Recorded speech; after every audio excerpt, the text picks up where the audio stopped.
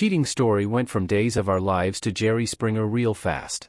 I was riding back from a trip once upon a time. It was my good buddy Gary, his mom Sally, and all of our children.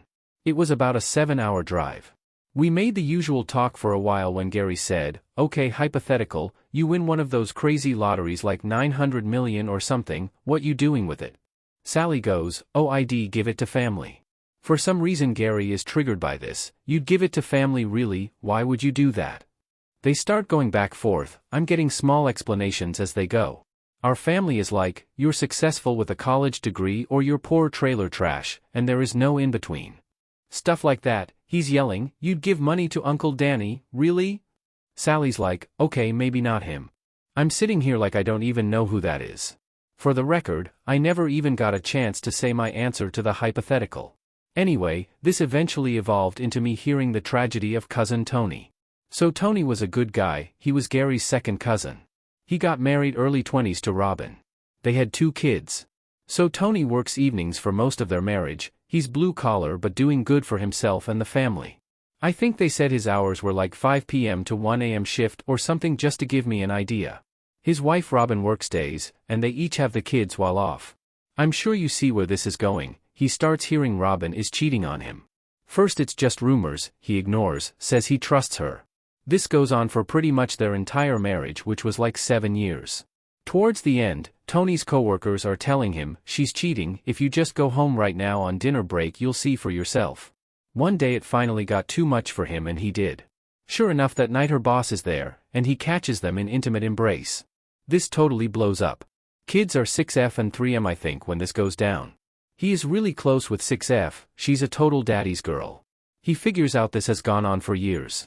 Eventually he can't take the wonder and gets paternity tests done. Neither kid is his. He goes straight to her parents' house, where she is staying now, with this.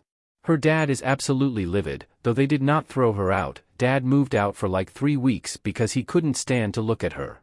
She knows they are the boss's kids. I think it was later verified but can't remember. Anyway, the affair had been going on the whole time she worked under him, so like right at the same time her and Tony got married.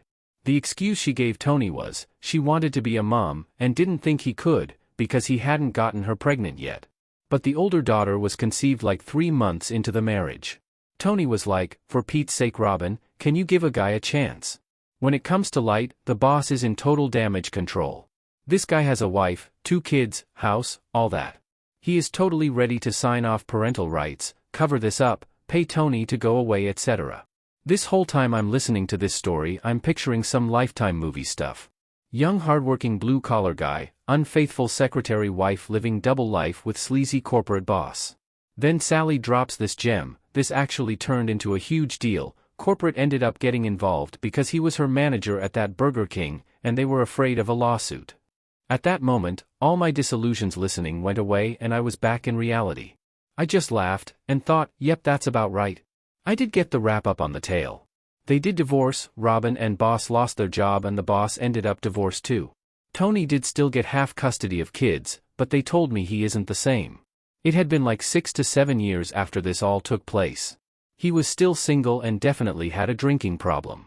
I felt really bad for the guy. It's been another 10 years since that car ride. I fell out of touch with Gary 6 to 7 years ago, so I'll never get another update. But I think about this story every time I go in a Burger King.